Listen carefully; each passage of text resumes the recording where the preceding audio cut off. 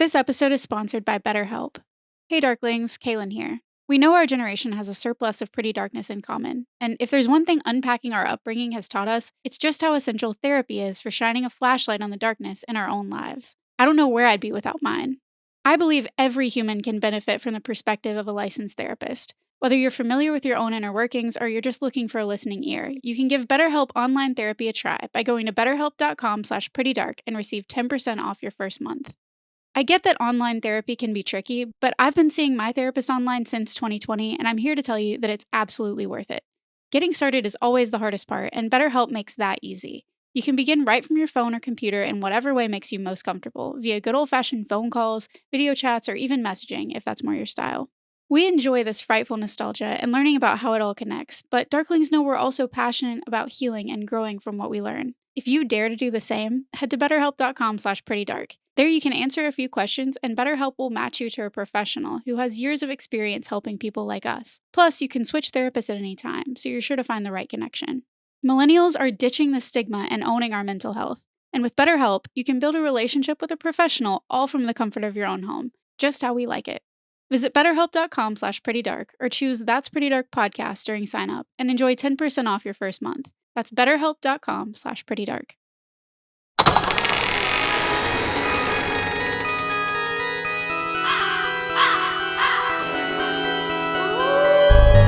You're listening to That's Pretty Dark, The podcast where we talk about all the entertainment that scared us as children and still haunts us as adults.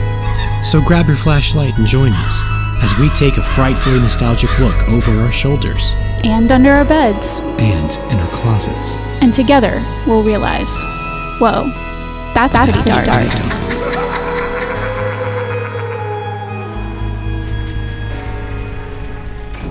I just want to start off tonight by honestly saying I'm sorry to everybody who has ever listened to our trailer for our show. Sincerest apologies. In the past, 4.5 years since we've had it live? Yeah, right at 4. Well, longer than we've even been a podcast, because it was like... Longer than we've been a podcast, it was like trying to promote the upcoming podcast that was going to be That's Pretty Dark. Yep. Which means we did it in the early-ass summer, like late spring, actually. We did it, I think maybe we had recorded like one episode, but we didn't know what we were yet. Right. So we didn't know who we were yet. It was also before we knew how to record audio.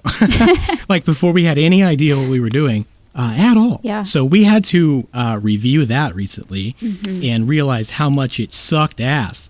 So...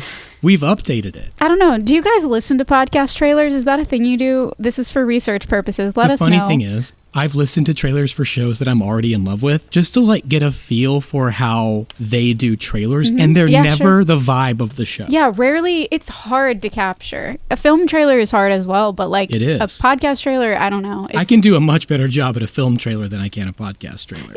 I've done it. So honestly, if you haven't listened to the trailer at all, thank God.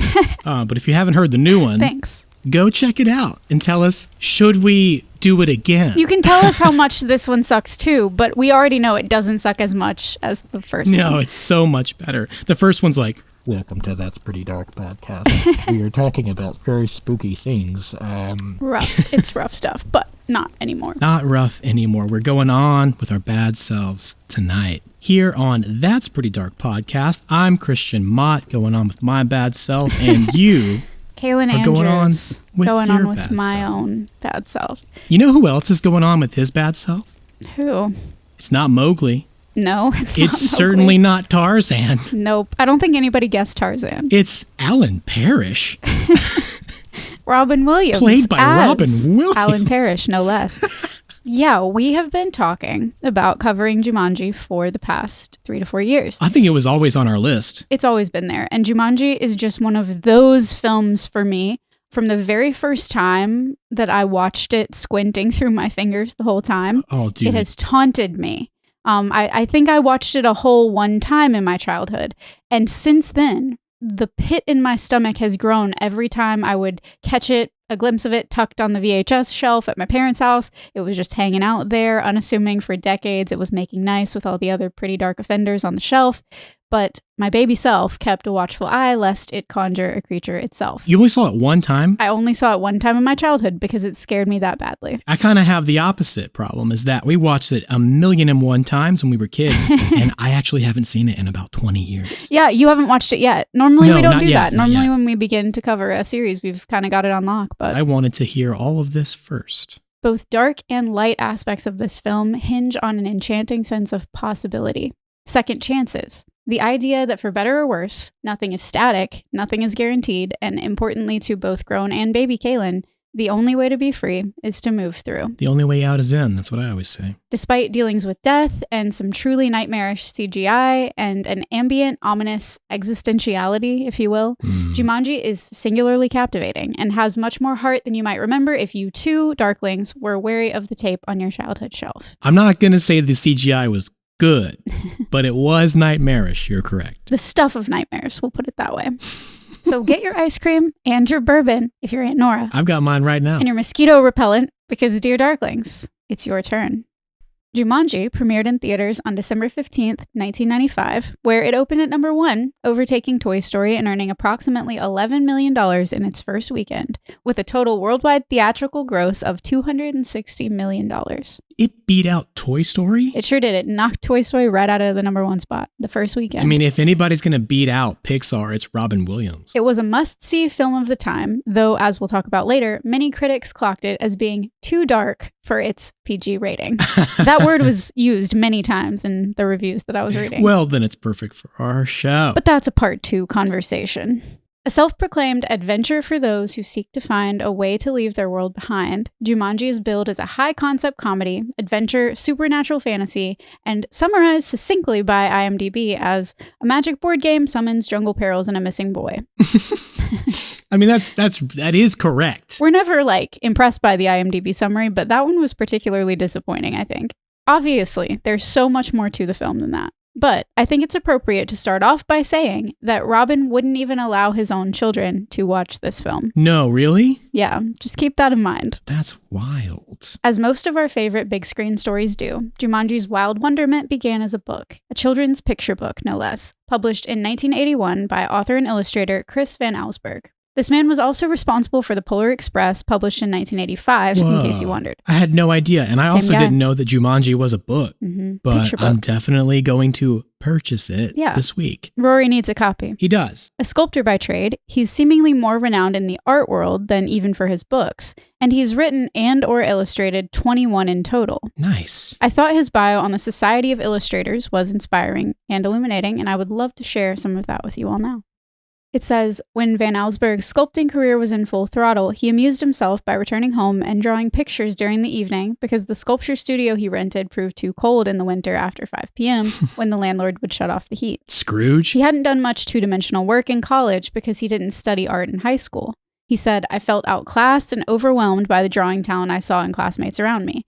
Unaware that drawing was to a certain degree a skill one could learn, I assumed I did not possess the innate ability to do it. Oh, that's so sad. I feel like that holds a lot of people back. Me too. From pursuing something that interests them. Because they just think, I'll just never be good at that. Like whatever you're doing, even if you don't feel like you're the best at it or good at it, there's that intrinsic motivation that says, I enjoy this, or I would like to do this or be better at this. And I think that that's really what Van Allsburg had. And thank goodness he did. As a child, he added, he was a gifted builder of model cars and planes, and he thought that those skills could be easily applied to making objects, hence sculpture becoming his métier. Many of his sculptures were transportation related, sinking boats, colliding trains, a flying saucer puncturing the domed roof of an observatory. Can I purchase one of his train collision sculptures? Maybe. I'm not sure. I didn't look into Where are they? That. The drawings Van Allsburg made on those cold winter evenings were the first so-called picture drawings that he had ever done. He said, the pictures I began drawing were simple compositions with 1 or 2 figures, usually engaged in a puzzling activity. They were quite refined with respect to the application of tone, but the figure drawing and compositions were pretty naive. These early drawings were moody, a result he claimed of conjecturing particular kinds of light, and had a slightly bizarre narrative quality. These characteristics lent an illustrative feel to the images. Consequently, his wife Lisa, an elementary school art teacher, encouraged Van Allsburg to think about doing book illustration. He said, To make her case, she brought some from her school library, stacks of picture books, which did not provide me with much encouragement or inspiration. They were uniformly sentimental and condescending stories accompanied by art that was the same. If this is what publishers wanted to put into books, then clearly there could be no interest in the pictures I wanted to make. Hey, how many times have I thought that? Oh my God. I've just gone to like bookstores and libraries and looked through the children's book sections. Yeah. And yeah, I've thought like, if this is what's getting published, they don't want my horror novel. They don't want my creepy stories for children. Yeah, he kind of felt out of place. He didn't feel like that was the path he should be going down because he said, this doesn't match me. This doesn't match what I'm doing. Right. But as we so often find on our show, sometimes that person is exactly what the field needs. Undaunted, Lisa took a half dozen of Van Allsburg's pictures around to different publishers, and much to his surprise, they reacted favorably. Of this, he said, Unfortunately, the texts they sent to me, with the hope that I might be interested in illustrating them, were very conventional. The kind of story that detailed the challenges of small animals going off to their first day of kindergarten. Something tells me Van Allsburg never saw Once Upon a Forest. Once Upon a Forest, I was going to say Pinocchio. So he didn't appreciate a wooden puppet going to his first day of kindergarten. That's so funny. Sometimes kindergarten is the scariest place one can go. Everything I needed to learn, I learned in kindergarten. That's really funny. But all the same, he couldn't see himself illustrating for stories like that. Then Walter Lorraine, an editor at Houghton Mifflin, suggested Van Allsburg write his own story. But Van Allsburg, to that, said, This struck me initially as preposterous. I never thought about writing, and I never nursed a desire to tell stories to children. But it occurred to me that by writing my own story, I could provide myself with picture-making opportunities suitable to my interests and my inclinations. Eureka! Eureka? That's all it takes. Oh, man. I don't know. This is such an interesting dude. Like, we talk a lot about the authors and creators that made this stuff, but this guy really stands out as singular because really on the one does. hand, he's so humble, talking about like, I didn't really have this talent, didn't think I could cultivate it, didn't have it, looked around, said, nah, that's not for me. Yeah, well. And then also is just like, yeah, I don't want to write these kinds of stories. I don't think this is who I am. Like, he really had a picture in his mind of who he was, but that turned out to be his asset because it was this unique quality that he had, this narrative illustration that was so off the wall and outside of the box and something that nobody had seen before. And that's really where a story like Jumanji comes from. I was going to say, yeah, it's really easy to be self-deprecating when you have written a book that was made into a major motion picture starring Robin Williams and Kirsten Dunst. But hey, you know what? I'm not there yet. I'm not quite in that era of my life yet. So I'm stuck with the typical self-deprecating nature that comes from being major depressive and having no success whatsoever. Same. It's a different flavor of self-deprecating. For sure. I can't quite be as like eccentric as I want to be. But one day, you guys watch out. The eccentricity is coming. My hair is going to do crazy things. This article on the Society of Illustrators then asserted something that we are often finding, or at least speculating around these airwaves, which is that all literature, and especially children's books, are couched in autobiography, which Van Allsburg pointed out does not mean events depicted in the story happened in the life of the storyteller, but it does mean that the values and concerns expressed are consistent with those held by the writer. I would say that's true for most writing. I think so. You can only write from your own brain. You can only write from your head. You can take in all of these influences, but it's ultimately your vision and the way that your brain reorganizes the information that is your voice and what story you're telling. Van Allsburg said, consequently, my stories suggest that the world is perilous, that some stories are not resolved, nor can all mysteries be solved. And I am right there with you, Mr. Van Allsburg. Dude, see, okay, now, if there was a bookstore with just Van Allsburg and then Christian Baxter-Mott stories, we'd be perfect. We could throw in some Maury Sendak. Why not? I'm not familiar with all of Van Allsburg's books, but in his works, he deals a lot with themes of loss, referencing the loss of childhood in Polar Express, the loss of imagination in a book called The Wretched Stone, the loss of the ability to fly in Wreck of the Zephyr, the loss of a comforting, recognizable reality in Bad Day at Riverbend, and even the loss of the story itself in Harris Burdick. He's always wrestling with what it means to lose something, to grieve something, and in Jumanji, you might be tempted to say the loss of childhood or the loss of a life unlived. in the case of Alan Parrish. Sure. But I think in his original visions for Jumanji, it was more so the loss of control or the loss of a controlled reality. He phrased it like, the psychological issues raised in the books generally reflect concerns and interests that are my own, and yet they are everyone's concerns. Everyone's. A New York Times art director who was writing for this article that I pulled these quotes from said that in each of his books, there's a personal or universal feeling that is expressed, often more eloquently than we, the tongue-tied, can express them to our children. Van Allsburg is our interpreter. Wow. I feel like now is a damn good time to reference the F. Scott Fitzgerald quote that has been suspended on my shower curtain for almost a decade now, which is, that's part of the beauty of all literature. You discover that your longings are universal longings, that you're not lonely and isolated from anyone.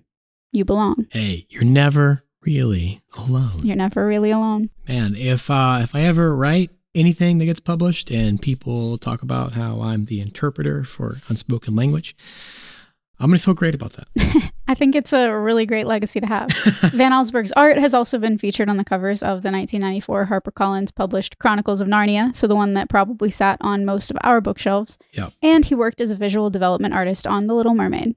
Sci-Fi interviewed Mr. Van Allsburg in 2023, so I will be pulling some quotes and information from that treasure trove too, as well as a couple of behind-the-scenes featurettes, a New York Times article, and as always, our pride and joy, Wikipedia.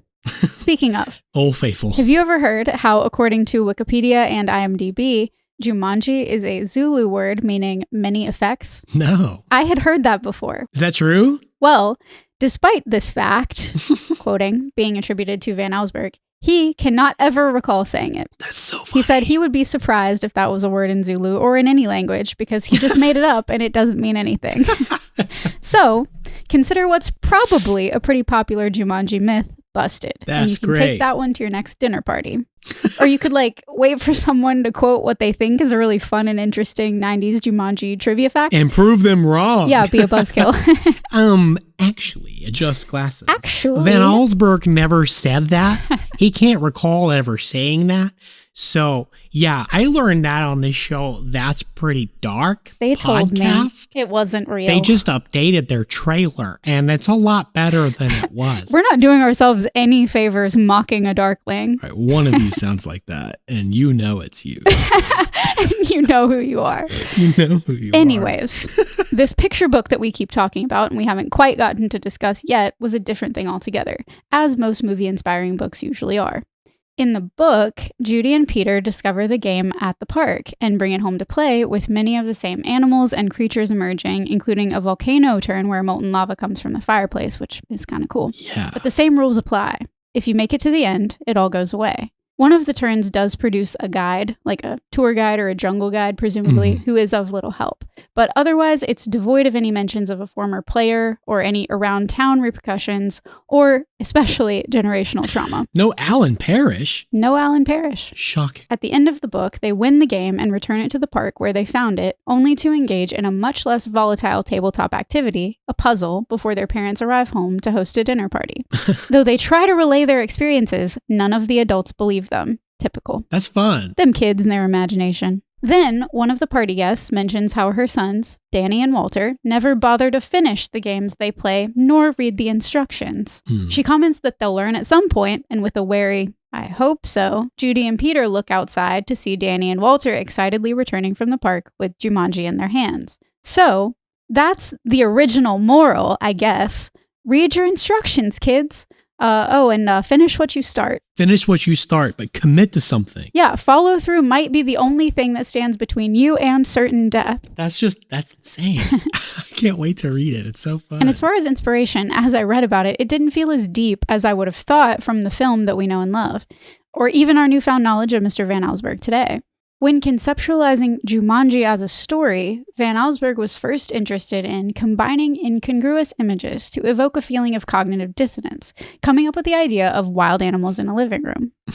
Exploring that imagery, he considered how board games often rely on the player's imagination and, quoting, wondered what it would be like to play a board game that didn't require any imagination at all because the events actually happened. What if a game came to life? He said, all the pictures that I wanted to draw would actually be manifestations of gameplay. I I just find it kind of funny, personally, that this film that lived in fear and infamy in my mind for most of my life only exists because a dude wanted to draw a lion in a living room. And no offense meant to Mr. Van Allsburg, but I do wonder how he feels about VR and AR headsets. I was going to say, this is ahead of its time. It kind of is. He's sitting there thinking, what if? What if it looked different? What if we could do these crazy, out there, mixed up, wild things in our living room? yeah, in the comfort of our living room. What if? And that's what we're all about. And I want to reiterate before we move into the production story that next time imposter syndrome creeps into your headspace, dear Darklings, think about Chris Van Allsburg and how he didn't think he was naturally inclined to draw or to write, and now we're here 30 years removed from a blockbuster smash hit he conceived. And you just do whatever it is that you're thinking about doing anyway. I gotta go write. I gotta get out of here. I gotta go create something. I've wasted too much time. But Kaylin, you might be asking me, how did this picture book end up on the big screen? Well, hold your motor monkeys, and I'll tell you.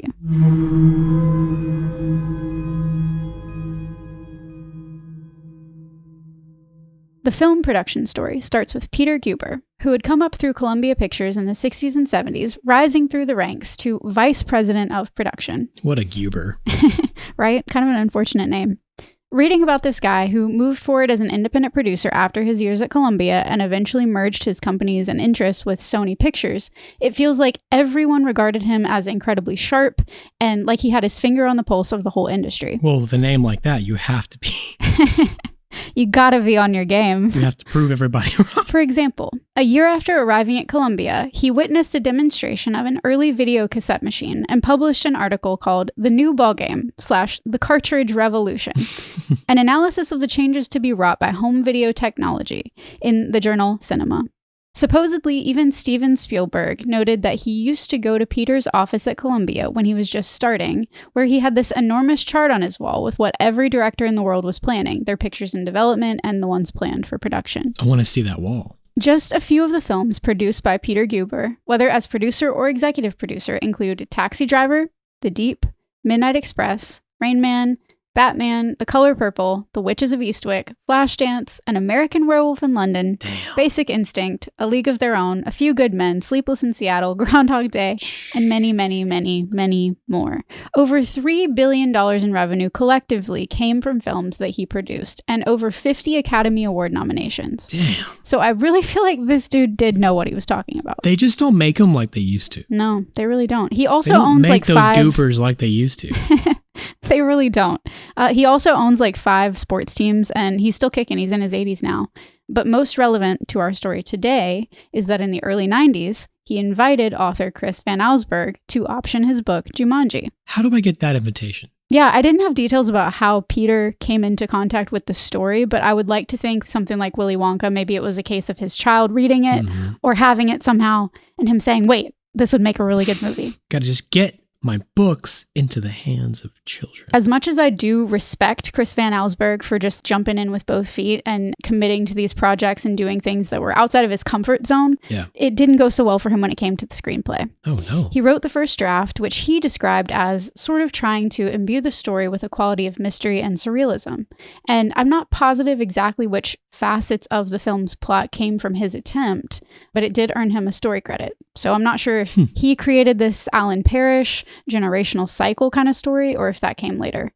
Because the script was then heavily rewritten by screenwriters Jonathan Hensley, who did Die Hard with a Vengeance and Armageddon, and Greg Taylor, who is the author of the Killer Pizza books. Never heard of those. Those were apparently pretty popular. It's a very much in our timeline and our vein, but I have not read them myself either. Killer Pizza? Killer Pizza. It's a series. Peter, along with producer Scott Krupp of Bill and Ted's Excellent Adventure, had secured financing through TriStar Pictures on the condition that Robin Williams play the lead role. Amazing. But amazing. Trick was, Robin had already turned down the role based on the first draft of the script that he had read. The one written by Van Allsburg? The very one. Oh, no. But luckily, the rewrites were amenable enough that Robin reconsidered, and with the help of hired director Joe Johnston of Honey, I Shrunk the Kids and Page Master, they were then, as the kids say, cooking. Sure, the paycheck, I bet, was nice. But can you imagine the devastation of Robin Williams reading your script and going, saying, you know what? No. pass? But now that we've kind of heard from him and kind of gotten into his head, I feel like he probably went, yeah, that checks out. That makes sense. Of course, you know he what, wouldn't. Robin? You're right. Yeah. You're correct. What am I even doing here? I belong What in am New I doing Hampshire here? or wherever the hell he was from. Steven Spielberg. I don't think we got too deep into his career during our Page Master coverage, but Joe Johnston got his start as a concept artist and effects technician on the first Star Wars film with George Lucas. No way. He was the creative designer of the Millennium Falcon spacecraft. No kidding. And co-created the design of Boba Fett in The Empire Strikes Back, and he served as art director on one of the effects teams for the sequel Return of the Jedi. No shit. No shit. That's insane. He was also one of 4 to win an Academy Award for Best Visual Effects for Lucas and Steven Spielberg's film Raiders of the Lost Ark. Go home. You're done. You've made enough stuff. Leave some for the rest of us. Joe Johnston went on to direct the 3rd installment of Jurassic Park, as well as the 2011 Captain America for Marvel. So he had his hands in so many huge franchises. And I love that Jumanji is among, that collection of films for Joe Johnston. I don't know. It's still pretty high on that list for me. Oh, for me too. For everyone. Definitely above the Marvel movies. I mean, come on. Armed then with a Robin-approved script and a special effects specialist director and one of the most prolific producers of the time, the crew began principal photography in mid-1994 in Keene, New Hampshire, representing the fictional town of Brantford, as well as North Berwick, Maine, where the old woolen mill became the Parrish Shoe Factory. That's amazing. God. A large portion of filming also took place in Vancouver, British Columbia, where a mock-up of the Parrish house was built. The entire sequence at Sir Save-A-Lot was shot at the Delta Fair Mall and Liquidation World in British Columbia. We're going to get into it next time, but geez, the visuals, the locations. Oh, yeah. They went pretty wide. I spent time in as a kid. Mm-hmm. They weren't just in a movie. Yeah. I spent time, I hung out at these places. Yeah, you felt like you were there. I went to that shoe factory over and over and over. As I was watching it this go around, I was like making furious notes about like, where is this at? Because this shoe factory did not look like a soundstage. It could have been, but I was like, this looks like a printing press or like some gigantic building that's been used for some kind of factory, and sure enough, it was a mill. Wow. According to producer Scott Krupp, they were all meeting up to begin pre-production the week that Jurassic Park came out. So that's the week of June 11th, 1993. Wow. And it helped them realize that everything visual that the script called for was actually possible. Yeah, same thing with Casper. They were like, we just figured all this out with Jurassic Park. We just cracked the code. Yep. So now we can make literally anything yeah. happen on screen. Wikipedia shares that special effects were a combination of traditional techniques like puppetry and animatronics, provided by Amalgamated Dynamics, with state-of-the-art digital effects overseen by Industrial Light and Magic, who had formerly employed Joe Johnston and had just completed Jurassic Park. Yowza. So, similar to the same team. What a team. ILM developed 2 new software programs specifically for Jumanji, one called iSculpt, which allowed the illustrators to create realistic facial expressions on the computer-generated animals in the film, and another that for the first time created realistic digital hair used on the monkeys and lion. Wow. These are things that we hear about all the time in like special effects in a lot of the films that we've covered, and we see it even today, like the advances. And anytime you watch a behind the scenes of any of these live action, any kind of CGI, anything, they're like, the hair takes forever. Yeah. And this was kind of one of the first forays into that world entirely. Planet of the Apes give them a big old thank you. Right? There's this making of featurette that I think was on one of the DVD releases maybe, which in addition to glimpses of Robin absolutely just sparkling and lighting up the entire set. I can only imagine. It goes into pretty significant detail about the CGI, taking you step by step through the process of animating the stampede scene, as well as the scene of the monkeys in the kitchen. Gotta watch that. For the stampede, they had this giant blue screen rhino actually burst through the library wall. It's pretty crazy to see because it's this humongous just piece of animatronic existence. And when you're watching the film, you're like, that looks almost real. Like there's, the animal looks a little bit, questionable, Sure. but everything around it The looks chaos so it real. causes looks Yeah, real. the chaos it causes looks so real, and that's because it was. That has to be what inspired modern filmmaking, because like even the Marvel movies, you look at those, so much of it's CGI, but then you look at what they're doing on their sets and there are massive explosions, whole walls falling down, crumbling, cars flipping over. You have to get the right balance of those practical effects. You have to like merge reality with CGI or the CGI is not believable. Exactly. And some of the crew were quoted as saying that this Jumanji would be the biggest interrelation of animatronics, puppets, and computer-generated imagery that's been seen on film. Since Labyrinth. The film was actually dedicated to visual effects supervisor Stephen L. Price, who died before the film's release. So, R.I.P. I couldn't find a ton of official insight about the score for this one, which kind of surprised me, but none other than Pretty Dark regular James Horner was responsible for it. James Horner. We have said his name endlessly. He was We're Back, Balto, Casper, and many dark titles that are as of yet still on our list. Plus, you know, like that little movie called Titanic. What's that one about? He's done it all. There are murmurs across the internet that John Williams was originally intended to score the film, but when he passed, it went to Horner. Still other murmurs tell of dissonance between Joe Johnston and Horner in their approach to the score, the former preferring the dark and heavy place that it landed, and Horner hoping to lighten and tug on the heart rather than zeroing in on that sinking dread. Yeah. I hadn't really thought about it on its own, but listening back, I think it was very possible that the score was part of the reason the movie felt so ominous in my memory. Oh, I think that's almost a guarantee. Yeah, y'all know how I internalize the music. If you have doubt about that sinking dread feeling, do pull up the prologue or main title track if you haven't heard it recently. There is this shimmery, hopeful moment in the middle, but it is surrounded by what I can only describe as chilling suspense. When it came to casting this film, obviously Robin was the linchpin, but I think his co-stars more than held their own, and I want to give everybody their due, beginning with Robin. Robin Williams, who was around 44 years old and already beloved at the time of filming, was, in basically everyone's opinion, the perfect choice to play Alan Parrish.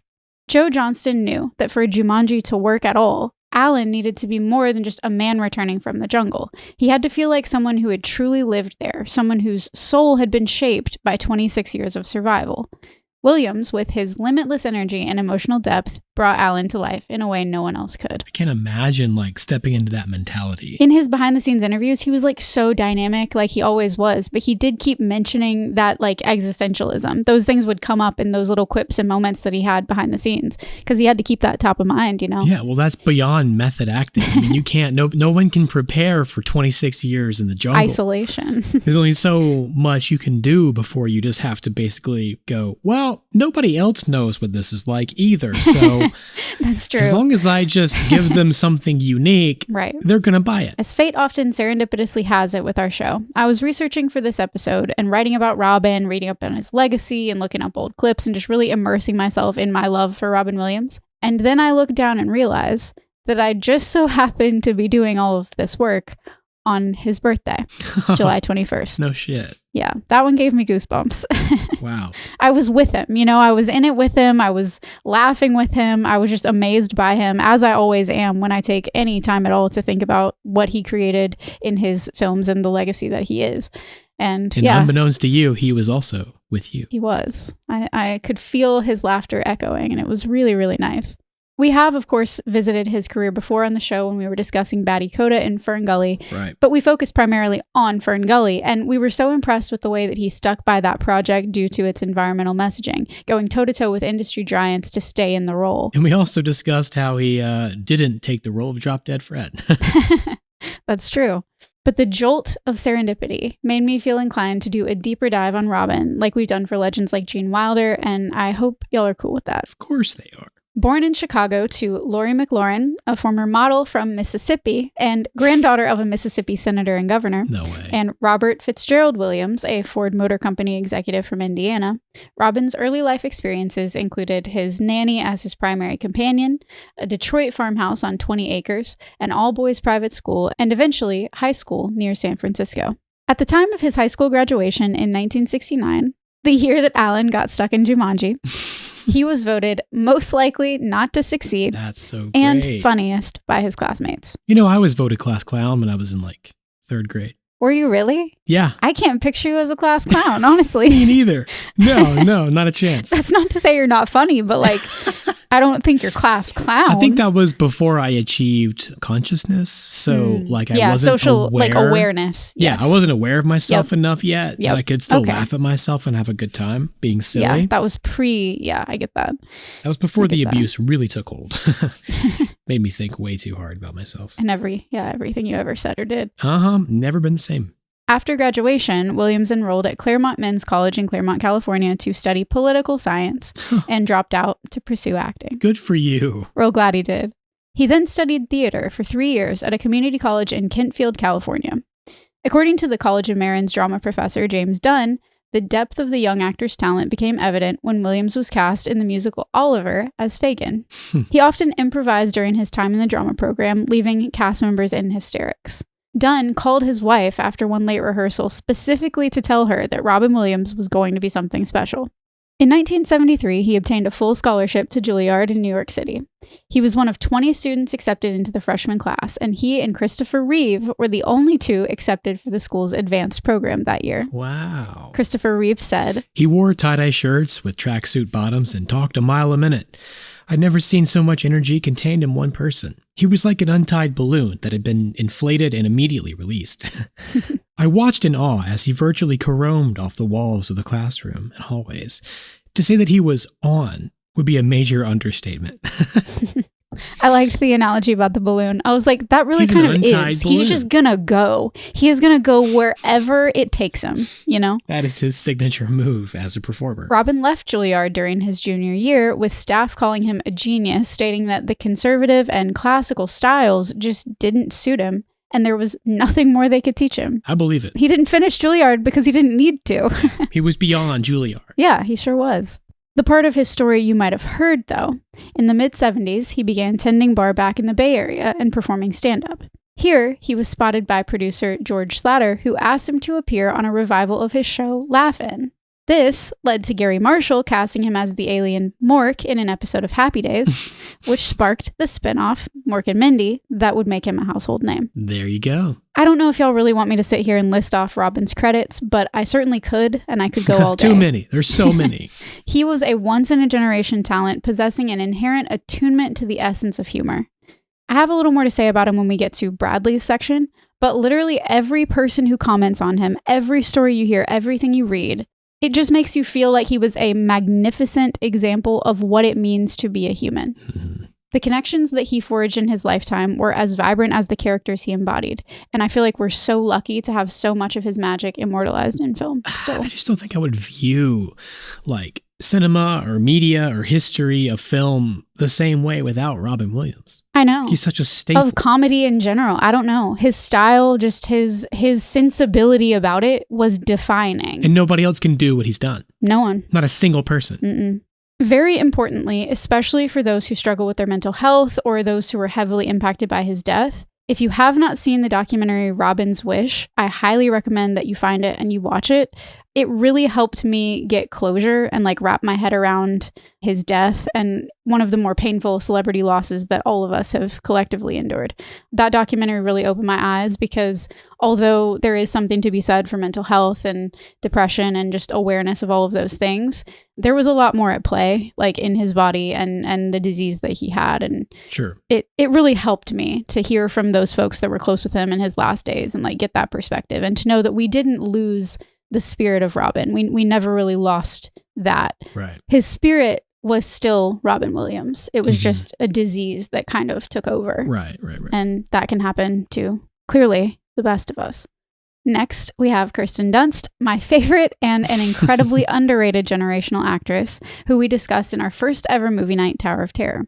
She's playing Judy Shepard, of course. Was she underrated? I think she's one of the most successful, famous actresses of all time. She is one of the most successful, but whenever you talk about her, people are like, oh yeah, she was like in that thing. And I'm like, and that other thing and the thing before that. She's in so many things and she's so spot on brilliant in all of them. It's said that Scarlett Johansson almost won this role. And nothing against ScarJo, but I am grateful that it was Kirsten. You might not realize that one of Kirsten's earliest credits was voicing Kiki in Miyazaki's Kiki's Delivery Service. I did not know that. She appeared on 2 episodes of SNL in the late 80s, as well as in a Tom Hanks-Bruce Willis film, The Bonfire of the Vanities, before making it big in Interview with the Vampire, which she wasn't allowed to watch. I didn't know she was in any of these things. See? Proving my point. Oh my God, is she the most underrated actress of our generation? That led right into Little Women, which led her into Jumanji. And afterward, of course, she did everything from ER to The Virgin Suicides, Drop Dead Gorgeous, Bring It On, the Spider-Man trilogy, Eternal Sunshine, Marie Antoinette, Fargo, and my favorite movie, Elizabethtown, which we just mentioned last episode.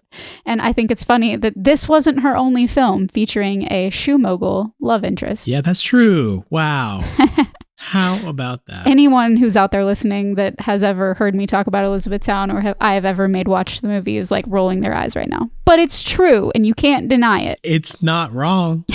I've heard more incorrect things. Bradley Pierce spooked all of us as eventual monkey boy Peter Shepard. But prior to this, he had done a good bit of voice acting, appearing as Chip in The Beauty and the Beast, Whoa. Tails in Sonic the Hedgehog, the TV series, and Nibs in Return to Neverland. The more you know. One of my favorite things that I found while doing this research was an interview with Bradley that he did at a fan convention in 2015, speaking on his on-set relationship with Robin. Bradley said, "Robin didn't treat me like a kid actor. He treated me like a kid who needed kindness. When I got tired, he would say, 'Even jungle heroes need naps.' And when I got nervous, he'd tell me, 'That's the wild part of Jumanji, right? You never know what's coming, and that's okay.'" Wow. One afternoon, after a particularly long scene involving quicksand and rain machines, Bradley felt drained and anxious. Robin sat down with him and leaned in and whispered a line from the film. "You're braver than you think, Jungle Man." And then he simply stayed there, letting his presence do the comforting. In one instance, when a late-night shoot was planned, Robin intervened with the director and producers, advocating for Bradley and Kirsten Dunst to be given proper rest. Bradley said, "He looked at the adults in the room and said, 'These are children. They're part of the magic, but they need to be able to dream too.'" Hey, he gets it. What struck Bradley most was that Robin didn't behave like a distant celebrity. He was fully present. Whether it was through those small, silly voices or unexpected gifts like comic books or puzzles, Robin made the set feel like a safe playground rather than an intimidating workspace. During downtime, Robin invited Bradley to play board games or walk the studio lot, sharing stories from his own childhood, many of which revealed a deep understanding of loneliness and insecurity. And Robin once told him, "When I was your age, I was quiet too. Not shy, just trying to figure out if people were worth opening up to. Turns out some are, and you're one of them." Wow. Bradley said, "He was more than a co-star. He was the first adult outside my family who made me feel like I mattered, not for what I could do, but for who I was." And if we could all be that or do that or be just that kind of a figure in one human being's life, Just one time. imagine what we do. And Robin seems to have done it for everyone he ever met.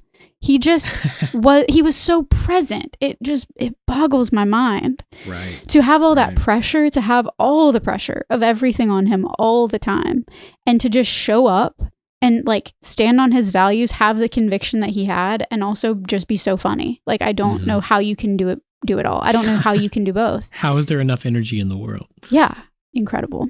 Moving along, Bonnie Hunt is spectacular as adult Sarah Whittle.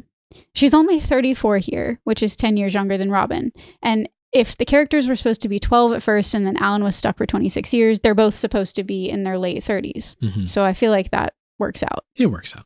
Bonnie became an incredibly familiar face and voice to millennials in roles like Kate Baker in Cheaper by the Dozen, Sally in Cars, Rosie in A Bug's Life, Kate in Only You, which is a fantastic Robert Downey Jr. movie. If you have not seen it, please go watch it. Well, not right now, but whenever you finish this episode, then go watch it. I've never seen it. It's incredible.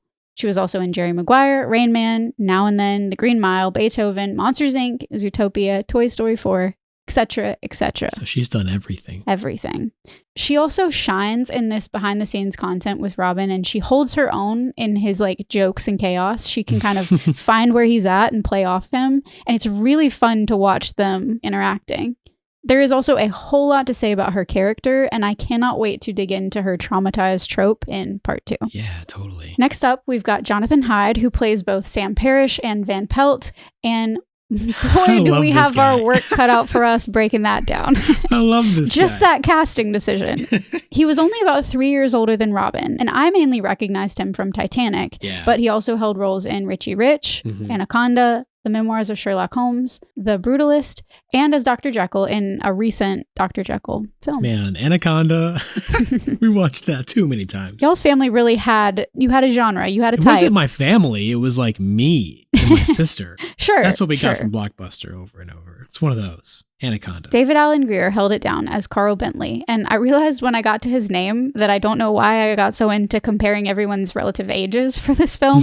I guess it was like the period component and like the generational. Yeah, because it's so many years later, you're yeah, I don't know. I just started 26, 27 years Once later. I start doing that, I can't stop. But he wasn't even 40 yet, despite playing a character who would have been significantly older than Alan. He appeared in the sketch comedy In Living Color, The Color Purple, 2 episodes of A Series of Unfortunate Events as Hal. Wow. You might also know him as Red from Stuart Little. He has honestly appeared in so much network TV that it's harder to find a show, especially through the early and mid 2000s, without his credit somewhere. He did so many like episode appearances of different things. What I wouldn't give. Bebe Neuwirth killed it as a well-meaning but out-of-her-depth Aunt Nora Shepherd. She'd had notable roles in Say Anything and 80 episodes of Cheers. Wow. Frasier, How to Lose a Guy in 10 Days, and as the voice of Annabelle in All Dogs Go to Heaven too. No way. We will get there, y'all, I promise. We just haven't emotionally recovered from the first All Dogs. No, still recovering. Nearly 100 episodes later, and we're not past it. Still. She's also a 2-time Tony winner and was a big-time Broadway star, and she reprised her role as Nora in the 2019 edition of Jumanji. Very interesting. Mm-hmm. Wow. Adam Hanbird was our young Alan, and he'd appeared as Fred Tate in Little Man Tate with Jodie Foster, as Digger in Digger with Joshua Jackson, and more recently as Charlie in Halloween H2O 20 years later. No way. Mm-hmm. I did not realize that's crazy. Laura Bell Bundy played young Sarah, and she looks super familiar to me as well, having been on Home Improvement, Dreamgirls, a TV version of Legally Blonde, the musical, Anger Management, Fuller House, and even 5 episodes of How I Met Your Mother. Oh, wow. I think she was a co-anchor of Robin's or something like that at some point during the series, so that's pretty fun. That's fun. And I'm going to try to quickly round out the notable roles for the remaining cast that's more minor. Patricia Clarkson played Carol Parrish. She's got Frasier, The Green Mile, Carrie, Shutter Island, and Maze Runner under her belt. And spoiler, kinda, but Malcolm Stewart appears later as Jim Shepard. That's tied into the plot of the film. But he had a bunch of pretty dark credits like Alfred Hitchcock Presents, The Twilight Zone, Friday the 13th, the series, Goosebumps, and even Riverdale. God, it's so fun. And last but never least, a name that we say nearly every episode, Frank Welker was credited as providing special vocal effects. And I'm not sure what exactly, maybe the monkeys? I just saw a video recently of him doing the lion roars from Lion King. Yeah, maybe it was the lion roars, like honestly. Actual studio film of it. Yeah, it was so fun. It could have I've never been actually seen it visually. It could have been the lion roars for Jumanji as well, but we've talked about him in Cats Don't Dance, Gremlins, Page Master, Oliver and Company. Dude did He's everything. all over our show, honestly. If you thought it was a real animal, chances are it was Frank Welker. Right. If as a child you were like, did they really record? Did they really? How'd they get that one? How'd they sign that zebra? How much did they pay that lion? Wow. But that rounds out the cast. And because we're saving the reception and some details about the sequels, including Zathura for part 2. Got to. That is all she, and by she, I mean I, wrote for part 1 of Jumanji. Literally. Wow. But now that we have a little foundation, I cannot wait to get into all of the pretty darkest layers of the plot of the film, because again, having not watched it since childhood, there was so much in it that probably would have gone over my head to a degree, but that's the magic of it. You know, that's what we always talk about. Yeah, I mean, it's supposed to. You're only supposed to capture so much. Yeah, there was all of this emotional weight to it that really wouldn't have carried weight until we got a few more years on us. That's what we learned with Drop Dead Fred. Exactly. There's some things you can't appreciate till you get older. You have to grow up with something to fully appreciate it for what it is. Yep. I just can't believe that I took so long to watch it again. I was genuinely scared of it. Like I remember it making me feel uncomfortable. Like a similar feeling to All Dogs or Brave Little Toaster, where it was like, this made me feel uneasy. Honestly, the thing that I think did it for me was the mosquitoes. Like the idea of a mosquito that big and the damage that it could do. Like people having seizures and like it was, I mean, it's pretty dark. Like we say it all the time, but they did not pull punches. They made it somewhat realistic for what something like that, the chaos that something like that could cause. Yeah, we need to look into how much blood you can lose before you go into like cardiac arrest and like a massive mosquito. One slurp. One slurp and you're done for. But as a kid, that idea just really did not sit well with me at all. I never thought about it in those terms, so I'm excited. It's never intimidated me. It's never scared me. I can't wait to watch it again. But what I'm going to do is I just ordered the book while we were recording. It's going to be here in a few days. I'm going to read that. Then I'm going to watch the movie again. And with all this context and all this information, I'm going to be super duper prepared for part 2. I'm really excited to get into it. Me too. I can't wait. This is like the best reason to rewatch a movie from our childhood. Like this is the best reason. I just really like to put myself in the shoes of the creators when I'm watching this stuff back. And it is just wild to me. It's insane to think that Chris Van Allsburg never intended to make media for children at all. And here we are. Yeah, here we are. That's what part 1s are for. So thank you, Mr. Van Allsburg. Thank you. Is he still alive? I believe so. Yeah, we should see what he's up to.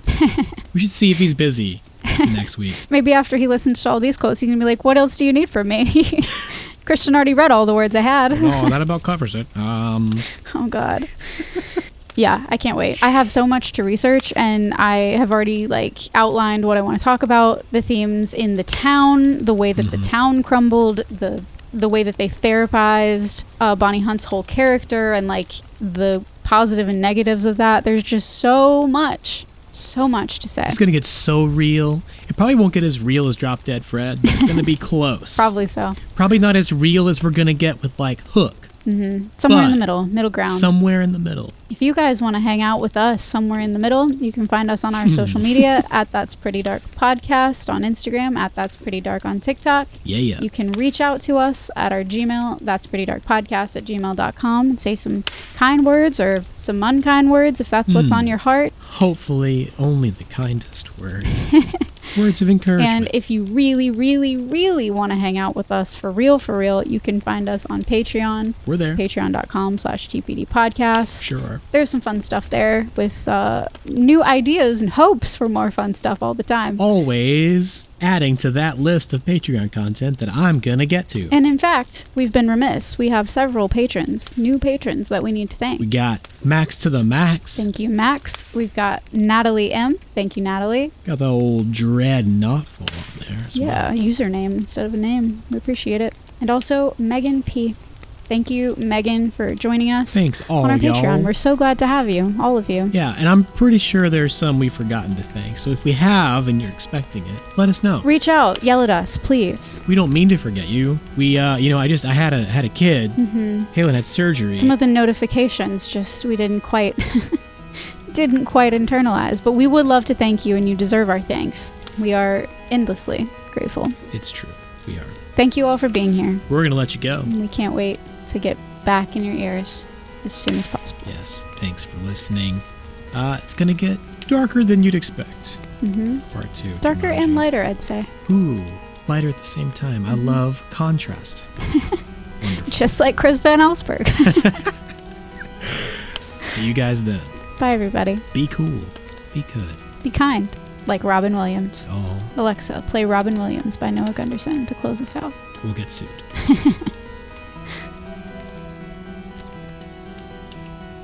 That's Pretty Dark Podcast is produced by Kaylin Andrews and me, Christian Baxter Mott.